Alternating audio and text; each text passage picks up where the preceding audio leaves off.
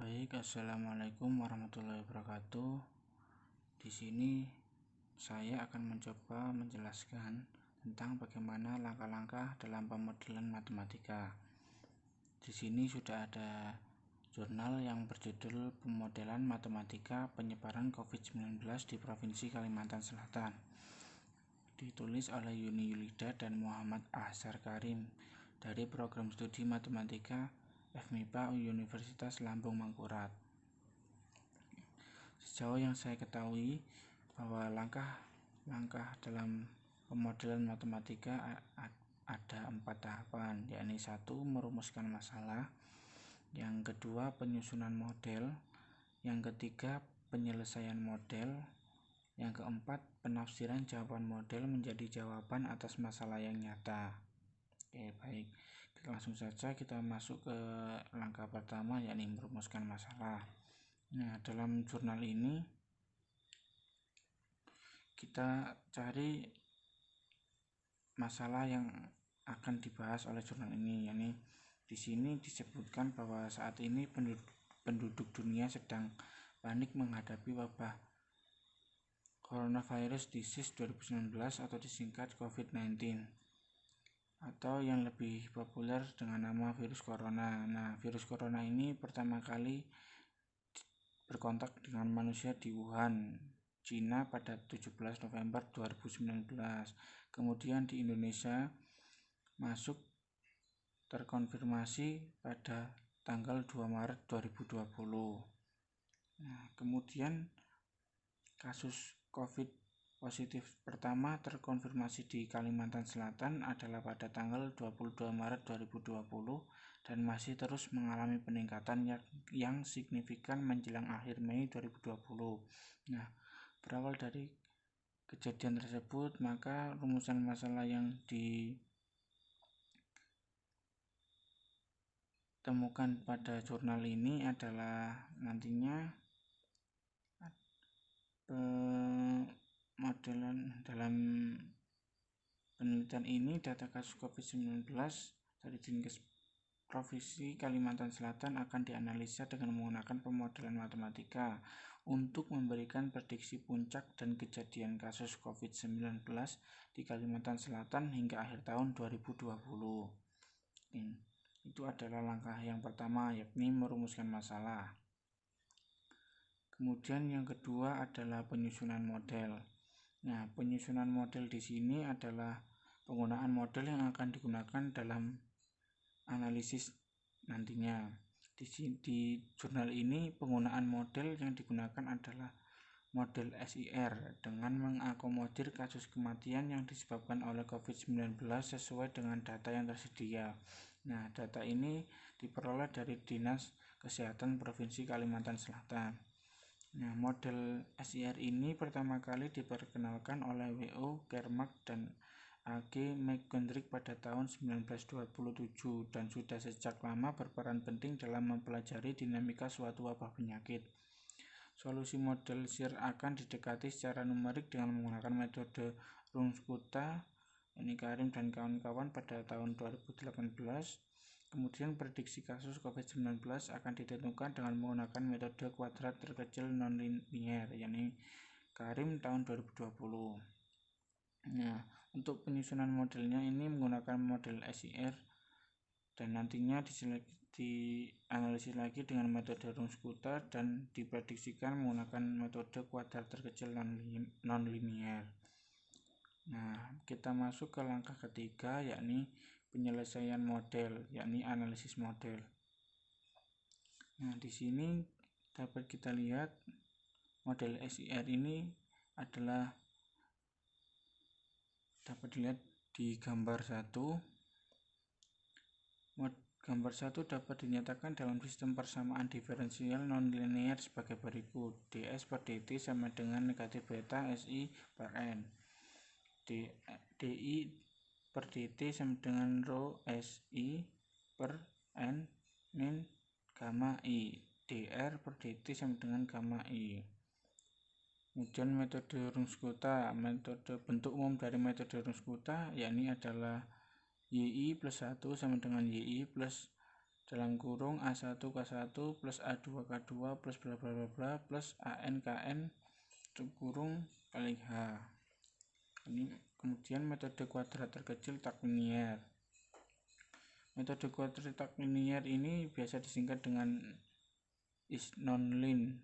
Is non-line adalah suatu bentuk analisis kuadrat terkecil yang digunakan untuk menyesuaikan satu set dari M pengamatan dengan model yang tak linier dalam N parameter yang tidak diketahui, di mana M lebih besar sama dengan N, yakni Madsen, K, dan kawan-kawan pada tahun 2004.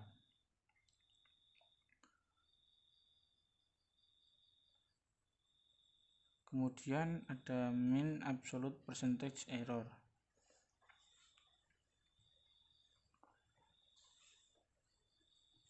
Atau yang disingkat dengan MAP, menyatakan persentase kesalahan hasil pendugaan terhadap hasil aktual selama periode tertentu yang akan memberikan informasi persentase kesalahan terlalu tinggi atau terlalu rendah.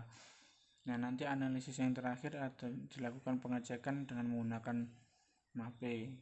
Oke, langsung saja kita masuk ke langkah ketiga, analisis modelnya. Nah, model matematika SIR untuk kasus COVID-19 di Kalimantan. Nah, model yang digunakan adalah model SIR dengan mengakomodir adanya kasus meninggal pada data kasus COVID-19 di Kalimantan Selatan. Oleh karena itu, model dimodifikasi menjadi seperti ini. DS per DT sama dengan min beta SI per N, DL per DT sama dengan beta SI per N negatif gamma plus mu kali L, DR per DT sama dengan gamma L. Dengan mu menyatakan laju kematian karena terinfeksi COVID-19. Data kasus COVID-19 di Kalimantan Selatan didekati dengan model SIR dengan pengelompokan populasi sebagai berikut. S adalah jumlah akumulasi populasi ODP, PDP, dan penduduk rentan terinfeksi selain itu. I jumlah populasi terinfeksi, R jumlah populasi sembuh, D jumlah populasi meninggal, dengan D sama dengan mu I. Berdasarkan pengelompokan di atas, maka grafik data kasus COVID di Kalimantan Selatan dapat dilihat pada gambar 2 dalam pembahasan berikutnya. Nah, kemudian kita masuk ke estimasinya. Estimasi parameter yaitu beta, Y, dan mu diestimasi dengan menggunakan metode kuadrat terkecil tak linier. Metode ini menggunakan data yang ada dan solusi dari model SIR ditentukan dengan menggunakan metode Runge-Kutta dengan fungsi objektif sebagai berikut.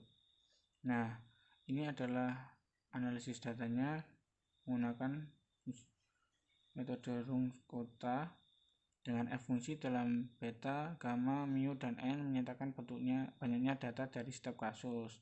Parameter beta, gamma, mu masing-masing diestimasi pada interval 0,1 melalui proses numerik pada persamaan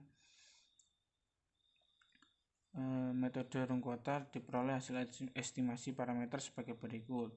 Nilai beta sama dengan 0,1050, gamma sama dengan 0,0178, dan mu sama dengan 0,0128. Nah, nilai beta sama dengan 0,1050 berarti bahwa terdapat 1 orang terinfeksi dari 10 orang yang suspek. Kemudian gamma sama dengan 0,0178 berarti bahwa terdapat sekitar 18 orang yang sembuh dari 1000 orang yang terinfeksi. Dan mu sama dengan 0,018 berarti bahwa terdapat sekitar 13 orang meninggal dari 1000 penduduk yang terinfeksi COVID-19. Nah, ini adalah gambar hasil estimasi parameter kasus COVID-19 di Kalimantan Selatan. Kemudian untuk pengecekan dari valid atau tidaknya proses pendugaan yang kita lakukan adalah kita lakukan dengan uji dengan menggunakan MAP. Dari data dan solusi tersebut diperoleh nilai MAP sama dengan 24,70%. Kemudian ini nilai 20 lebih kecil dari sama dengan MAP, lebih kecil sama dengan 50 menunjukkan bahwa prediksi yang dilakukan cukup baik atau dapat diterima.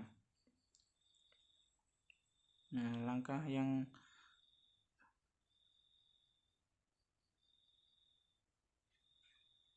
Yang keempat adalah penafsiran jawaban model menjadi jawaban atas masalah yang nyata. Nah, setelah dilakukan analisis tadi, kita dapat memperkirakan, kita tafsirkan dari jawaban model matematika menjadi jawaban atas masalah yang nyata. Nah, dari hasil analisis yang dilakukan dapat kita lihat pada tabel 1 di sini adalah perkiraan puncak waktu dan jumlah kasus terinfeksi COVID-19 di Kalimantan Selatan dengan skenario 1% normal, 4% normal, 10% normal, 30% normal, 60% normal, 80% normal. Jumlah kasusnya di sini pekan kedua dalam bulan Agustus diperkirakan terdapat 16.052 dengan 1% normal aktivitas masyarakat. Kemudian yang kedua ada di pekan keempat bulan Agustus, jumlah kasus diperkirakan mencapai 64.158 dengan 4% normal aktivitas masyarakat. Kemudian pekan ke-1 bulan September dengan jumlah kasus 160.510 dengan 10% normal aktivitas masyarakat. Kemudian pekan ketiga bulan September diperkirakan jumlah kasusnya mencapai 481.550 dengan 30% normal aktivitas masyarakat. Dan pekan kelima bulan September yakni terdapat jumlah kasus 961.510 dengan 60% normal masyarakat aktivitasnya.